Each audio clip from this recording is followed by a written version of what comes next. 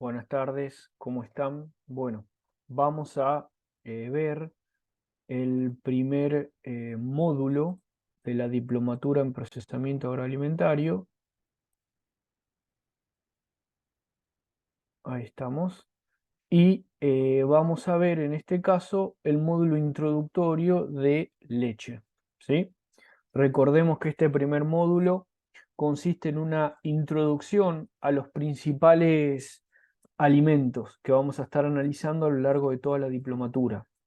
En este módulo nos vamos a ocupar de el aspecto de la caracterización y la descripción, y en el módulo siguiente, es decir, el módulo de química de los alimentos, vamos a estar analizando un poco más en detalle aspectos relacionados con la composición química, la nutrición, ¿sí? Y las principales características, pero desde otro abordaje. Vamos a empezar eh, con este módulo de leche, y para ello vamos a definir primero qué es la leche. La definición de leche se encuentra en el Código Alimentario Argentino, en el artículo 554, y dice que con la denominación de leche sin calificativo alguno, se entiende el producto obtenido por el ordeñe total e ininterrumpido, en condiciones de higiene de la vaca lechera en buen estado de salud y alimentación, proveniente de tambos inscriptos y habilitados por la Autoridad Sanitaria Bromatológica Jurisdiccional y sin aditivos de ninguna especie. La leche proveniente de otros animales deberá denominarse con el nombre de la especie productora. Es decir, por ejemplo, cuando nosotros decimos leche, entendemos que es leche de vaca. Si quisiéramos hacer alusión a otra especie, decimos, por ejemplo, leche de búfala, leche de burra, ¿sí? Y otras leches que pueden llegar a comercializarse. Bueno, dicho esto, vamos a empezar a hablar sobre la composición nutricional establecida para leche de vaca. Es decir, ¿qué valores deberíamos usar de referencia para hablar de leche? Primero, la densidad a 15 grados debería ser entre 1,027 y 1,039. ¿Qué nos da este valor? La densidad está relacionada con la composición de un alimento. Y para el caso de la leche, si nosotros observáramos densidades menores a lo establecido, podríamos estar ante un caso de leche adulterada. ¿Adulterada con qué? Con agregado de agua, por ejemplo. El agregado de agua baja la densidad. Materia grasa tiene que tener como mínimo 3%. Si tiene menos de 3%, esta leche no es, digamos, no estaría clasificada como leche entera, ¿sí? Por otro lado, tiene una característica, el extracto seco no graso, mínimo 9. La acidez, esto es muy importante, son los gramos de ácido láctico cada 100 mililitros de leche, tiene que estar entre 0,14 y 0,22. En la acidez de la leche nos da una noción de la cantidad de microorganismos que la leche posee. En la leche nosotros encontramos un tipo de bacterias que se denomina bacterias lácticas. Las bacterias lácticas lo que hacen es toman la lactosa que está en la leche, la fermentan para obtención de energía, y como producto de esta fermentación se origina ácido láctico. Entonces, a mayor cantidad de ácido láctico, mayor acidez. Por lo tanto, ¿qué implica esto? Estamos de acuerdo que si hay más ácido láctico es porque hay más bacterias que se están alimentando de la lactosa. Por lo tanto, la acidez justamente nos va a dar una noción de la cantidad de bacterias. El descenso crioscópico también es un punto importante. ¿Qué es el descenso crioscópico? Es la diferencia, ¿sí?, en la congelación que hay entre congelar leche y congelar agua. Se supone que el punto crioscópico de la leche es de menos 0,540 grados Celsius. Si se acerca a 0 grados, si está en 0 grados la leche, esto nos estaría dando cuenta de que se adulteró con agregado de agua. ¿Sí? Y finalmente, las proteínas totales, las proteínas tienen que tener como mínimo ser de 2,8%. Estos son los parámetros que están establecidos y en el gráfico, en la tabla, mejor dicho, en la última columna observamos el método de análisis, es decir, el método o análisis de referencia que se utiliza y el resultado que debería dar. Acá hay una pregunta interesante, ¿no? Que dice, parámetros utilizados para monitorear adulteración o contaminación. Acá vamos a definir dos términos. Adulterar un alimento o una adulteración es cuando nosotros agregamos o modificamos la composición de ese alimento, pero utilizando los mismos elementos. ¿Qué les quiero decir? La leche naturalmente tiene agua, pero tiene un determinado porcentaje. Si yo agrego más agua, estoy adulterando, porque le estoy agregando un componente que ya tenía. Vamos a suponer otro, grasa.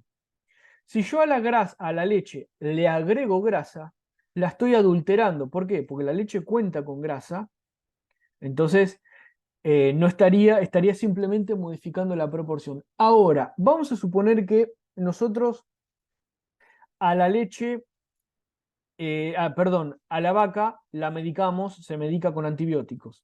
Ese antibiótico pasa a la leche. ¿Qué ocurre? ¿La leche naturalmente tiene antibióticos? No. Entonces, ante esta situación que tiene antibióticos, vamos a decir que la leche está contaminada, porque tiene un compuesto que naturalmente no está presente. Metales pesados, supónganse, la leche debería no tener metales pesados. Entonces, si nosotros detectamos que en la leche hay metales pesados, vamos a estar hablando de una contaminación. ¿Sí? Bien. Acá observamos una etiqueta, ¿sí?, de composición nutricional de la leche. Leche entera, clásica.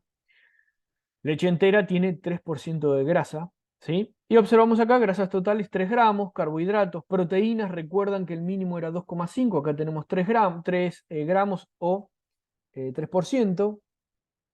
Vitamina A, vitamina D, calcio, grasas trans, grasas saturadas.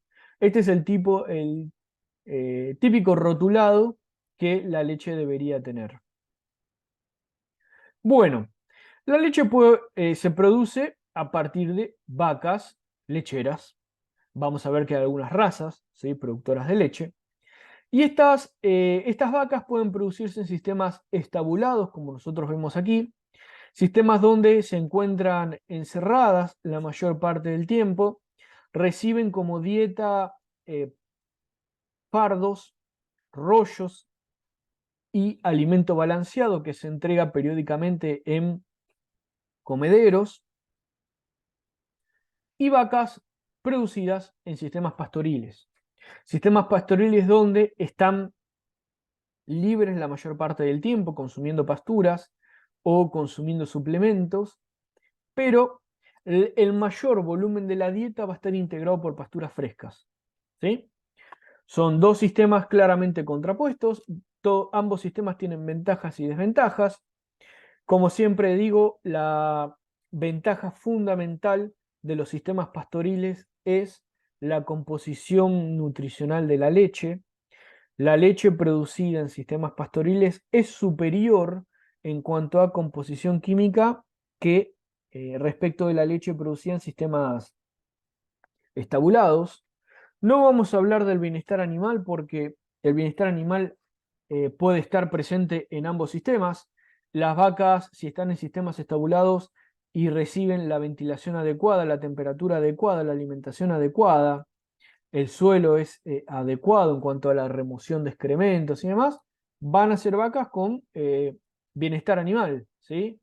Mientras que en un sistema pastoril puede ocurrir que si el sistema está perfecto, pero por ejemplo las vacas no tienen a disposición agua, las estamos sometiendo a un problema de bienestar animal. Entonces, el bienestar animal en este caso no va a estar dado por el sistema. Vamos a asumir que en ambos sistemas se dan las condiciones que garantizan el bienestar animal y ante esas situaciones vamos a observar que igualmente las vacas producidas en sistemas pastoriles producen leche de mayor calidad, basado fundamentalmente esto en el contenido de CLA, que son algunos ácidos grasos, y el contenido de vitaminas liposolubles y antioxidantes que se transfieren desde la pastura hacia la leche. Llámese, por ejemplo, tocoferol, por ejemplo, retinol. ¿Sí? Bien, vamos a analizar un poco la anatomía de la glándula mamaria. De aquí va a surgir la leche. Y la ubre va a estar integrada por un tejido glandular secretor, una cisterna de la glándula y una cisterna del pezón. ¿Sí? En la cisterna del pezón vamos a tener un volumen de leche que es muy bajito. Normalmente durante el ordeñe esa primera parte se extrae de manera manual. Esa leche se descarta porque, ¿qué se supone? Que la cisterna del pezón está más cerca del esfínter del pezón. Por lo tanto, tiene un contacto más estrecho con el medio ambiente y por lo tanto esta porción de leche podría tener un mayor número de bacterias. Por lo tanto, se descarta y se va a obtener la leche que está presente en la cisterna de la glándula. Cuando nosotros analizamos y vemos, recuerdan, vuelvo un segundo para atrás, que tenemos, además de las cisternas, un tejido glandular o tejido secretor. ¿Sí? El tejido secretor va a estar compuesto por los alveolos, capilares y los conductos galactíferos. Cada alveolo, para que nos imaginemos, es como una bolita de células. Esas células están todas cubriendo la pared, ¿sí? Y en el medio hay una luz. Esta luz se comunica con los conductos, ¿sí? ¿Qué ocurre? Sobre los alvéolos hay unas células que se denominan células mioepiteliales. Las células mioepiteliales, para que se den una idea, son como manitos que están envolviendo a los alvéolos, ¿sí? ¿Qué ocurre?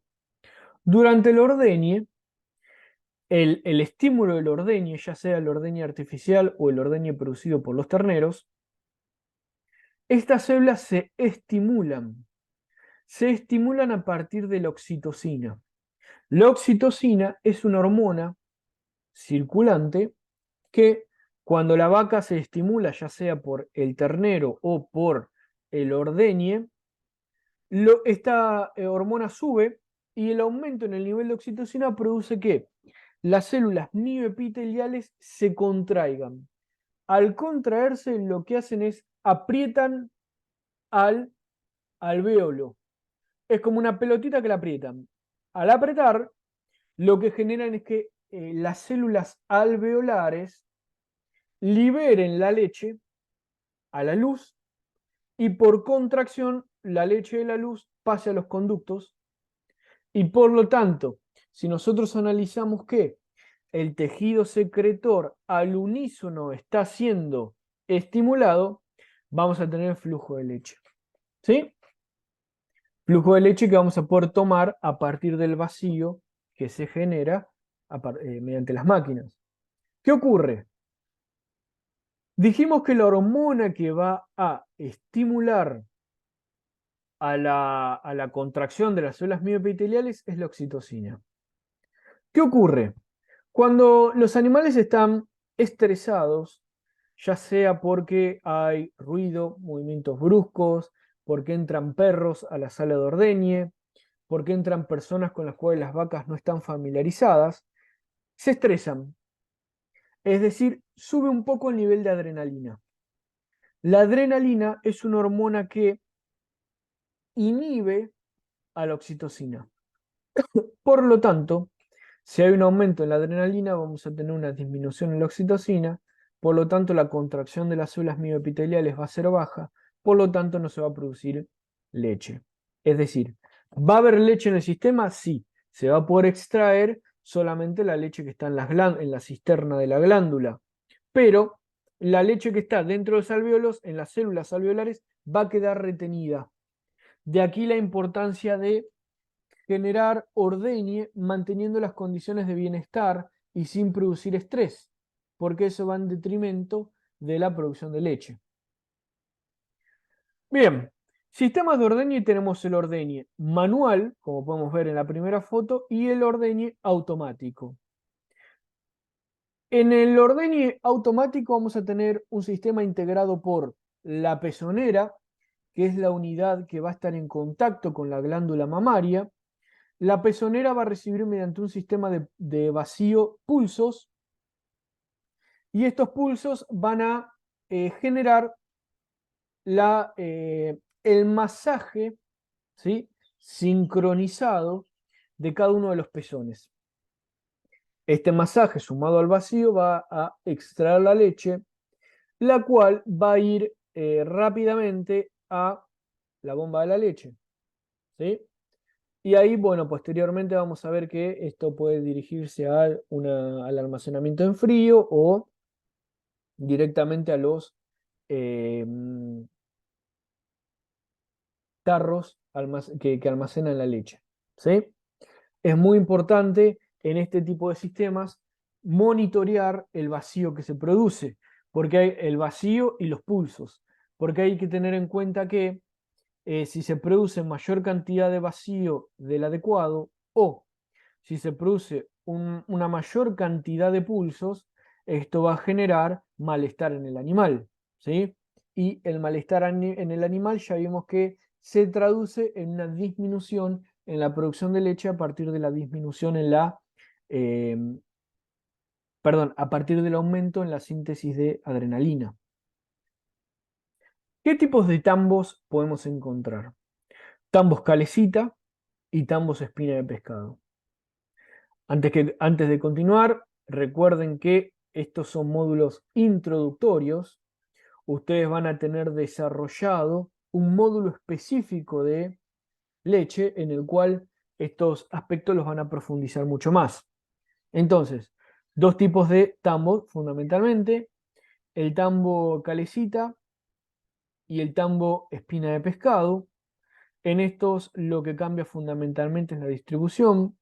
Recordemos que en ambos casos las vacas están quietas, alimentándose. Normalmente el momento de ordeñe es un momento donde, además de la extracción de leche, se les entrega a las vacas una ración balanceada, ¿sí?, un concentrado, y ellas, bueno, van consumiéndolo mientras son ordeñadas. Es muy importante durante el momento de ordeñe hacer test de mastitis. La mastitis es una inflamación de la glándula mamaria. La glándula mamaria, que es lo que nosotros identificamos como ubre, está dividida en 4 cuartos, ¿sí? Cada cuarto es una glándula independiente que tiene su propio pezón.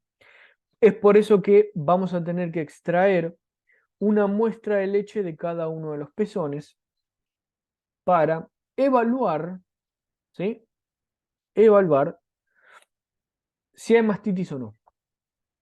La mastitis es una inflamación producida por bacterias que genera dos inconvenientes. Primero, recuerdan que dijimos la leche tiene que tener una determinada cantidad máxima de células somáticas. Ante condiciones de mastitis, las células somáticas aumentan. Por lo tanto, es una leche que hay que desechar, ¿sí? Por eso es importante controlar, porque si hay una vaca que tiene mastitis y no lo controlamos, esa mastitis, esa leche se ordeña, va a la máquina, por la máquina, y recuerden que se mezcla después con el resto de la leche, entonces nos altera toda la proporción. Por otro lado, la mastitis no deja de ser una infección que puede, si no es tratada a tiempo, comprometer al cuarto, generando incluso una pérdida del mismo, ¿sí? Por lo tanto, es muy importante realizar este tipo de controles. Son controles muy fáciles. Se realizan a partir de colocar una muestra de leche sobre cada uno de los recipientes que están en este tarro, ¿sí? Se denomina CMT o California Mastitis Test. Entonces nosotros en cada uno de los cuadraditos de recipiente colocamos la leche de uno de los cuartos, tiene un reactivo y dependiendo de la coloración de ese reactivo es si la leche es mastítica o no es mastítica. Posterior al ordeñe es muy importante, como podemos observar en la foto de arriba, no sé si se distingue de arriba a la derecha, se está colocando con un recipiente yodo sobre cada uno de los pezones. ¿Por qué? Porque luego del ordeñe, el esfínter continúa abierto por aproximadamente 20 minutos. ¿Y qué ocurre? Si el esfínter se mantiene abierto, pensemos que estas vacas pueden estar caminando o pueden echarse, ¿sí? Al echarse pueden estar en contacto con la tierra o con suciedad y esto genera que puedan ingresar bacterias. Y ustedes imagínense que para las bacterias entrar a la glándula mamaria es lo mejor que les puede pasar porque encuentran leche. Y la leche es un alimento con una gran disponibilidad de nutrientes para las bacterias. Por lo tanto, hay una reproducción muy rápida y se genera mastitis eh, muy velozmente.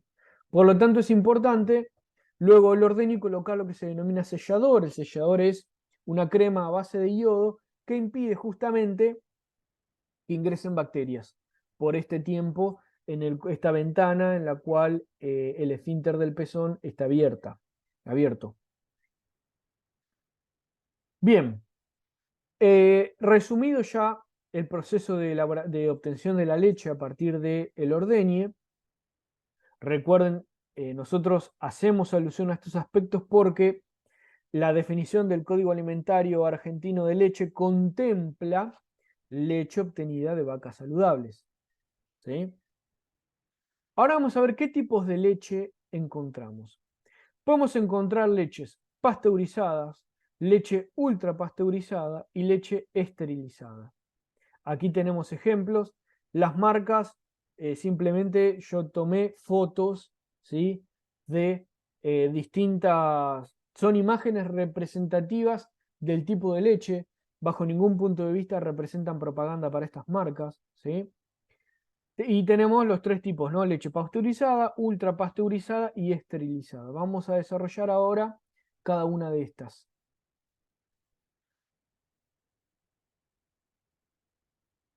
Eh, Primero, la leche fluida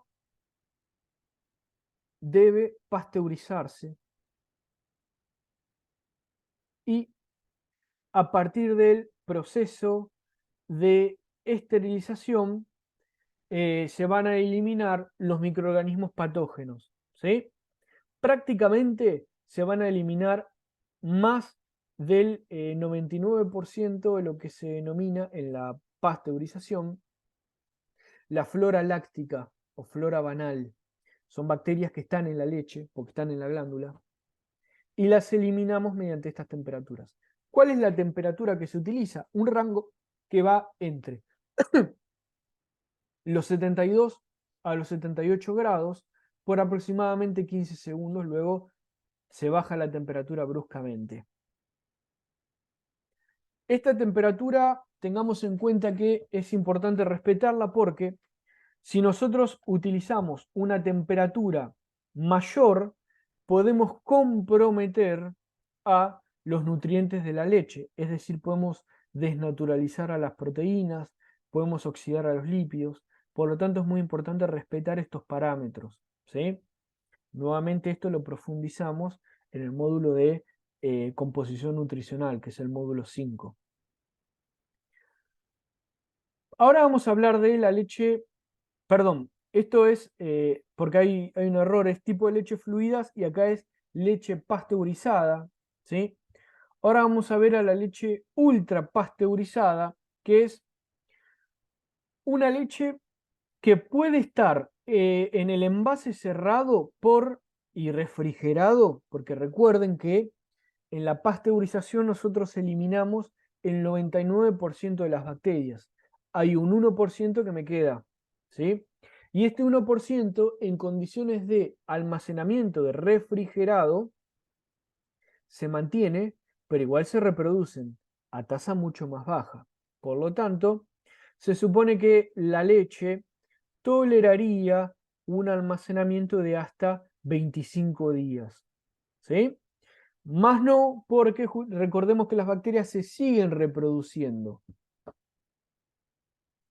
Aquí lo que suele hacerse es, se eleva un poquitito más la temperatura, pero recuerdan que charlamos recién que al aumentar la temperatura eliminamos más a las bacterias, pero comprometemos la integridad de los compuestos de la leche.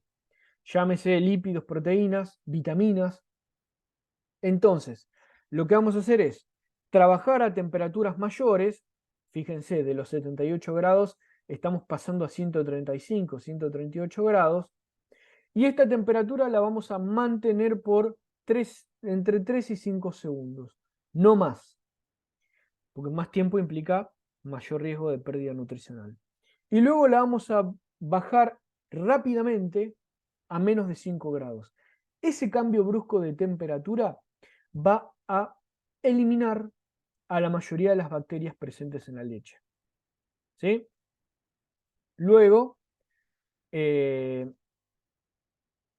debemos almacenar la leche en condiciones adecuadas para evitar lo que se denomina reinfección. Es decir, una vez que nosotros tenemos la leche ultra pasteurizada, tenemos que mantener la higiene y las características en todo el sistema, porque de nada sirve tener un producto que está ultra pasteurizado y que después al pasar por una de las cañerías se cargue nuevamente con bacterias, porque esto va en detrimento de todo lo que hicimos. ¿Sí? Por eso es fundamental que las condiciones de todo el sistema se mantengan. Finalmente tenemos a la leche esterilizada a ultra temperatura, por eso se conoce como UHT.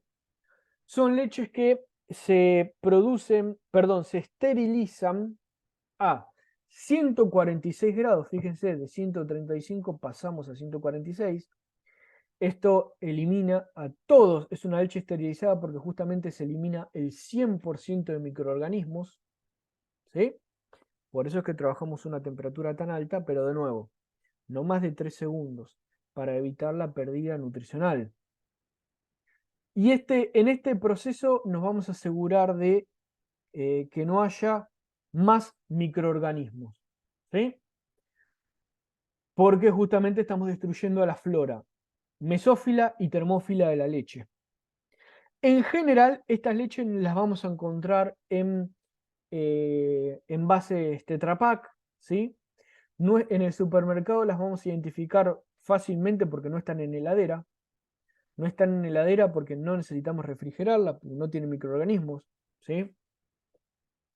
Y pueden mantenerse así por aproximadamente 6 meses, siempre y cuando el envase está cerrado. ¿Por qué? Inmediatamente que lo abrimos, ese envase debe mantenerse en heladera y por no más de 3-4 días, porque recuerden que al abrir, ya a partir de ingreso de aire, ingresan microorganismos y la leche se carga con bacterias nuevamente que van a empezar a reproducirse y van a justamente empezar a alterar la composición de la leche. Por lo tanto, es importante tener en cuenta que las leches larga vida o esterilizadas van a tolerar hasta 6 meses en condiciones de temperatura ambiente siempre y cuando no las abramos. Al abrirlas, ya está, las consideramos como leche pasteurizada y tomamos los mismos recaudos. Bien, ahora vamos a ingresar al módulo 5, ¿sí? El módulo de análisis químico de los alimentos, es decir, el módulo de química de los alimentos.